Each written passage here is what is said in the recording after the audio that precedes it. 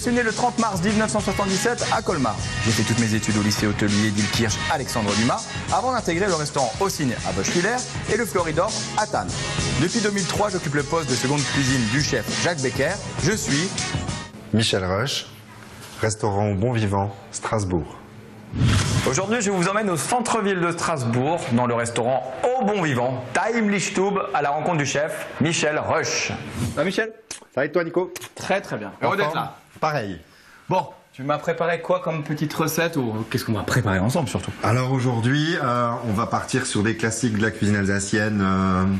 On va commencer par des galettes de pommes de terre et après, selon le temps, on verra, je te réserve peut-être quelques surprises.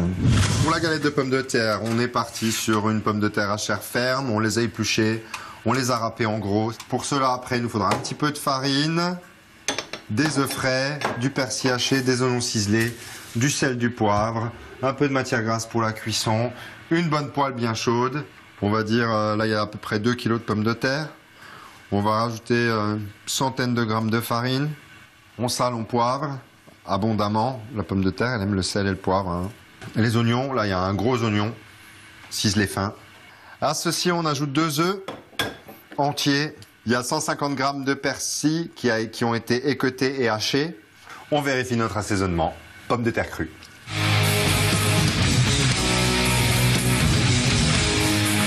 On touche plus à rien. On est bien. Je suis content. Je suis assez satisfait. Et maintenant, on va cuire tout ça. Donc moi, j'ai une technique pour doser à peu près. Je tourne. Je prends une poignée. Tu mets dans un petit bol. Voilà. Et ça donne la taille. Pour moi, c'est une galette. La taille d'une galette. Voilà. Un peu d'huile, plutôt tournesol. Je prends mon bol avec ma dose, ma portion. On appuie pour agglomérer tout ça. On va laisser ça cuire et nous, pendant ce temps, on va profiter de ce temps-là pour aller faire une autre petite recette alsacienne. Je te suis. Romain, s'il te plaît. Oui.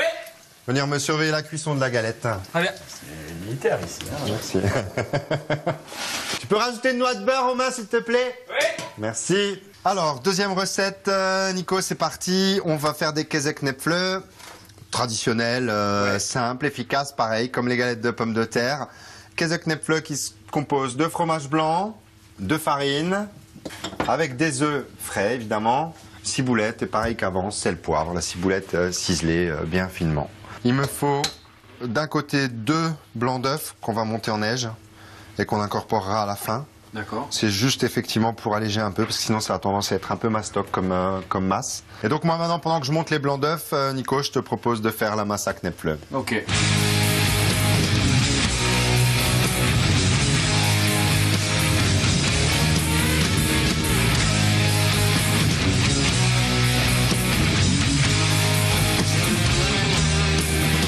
Alors maintenant, Nico, on va passer à la cuisson, qui en soi est un élément important de la recette, mais qui n'est pas non plus le plus compliqué. Cuillère, eau chaude. On trempe notre cuillère dans l'eau chaude, on retourne dans notre bol, on profite d'utiliser le bord. Hop. Tout simple. Ni plus ni moins. Quand ça remonte à la surface, c'est cuit. On les sort de l'eau. On rend ce beurre bien mousseux et on va poêler tout ça. Le but étant d'avoir une coloration homogène.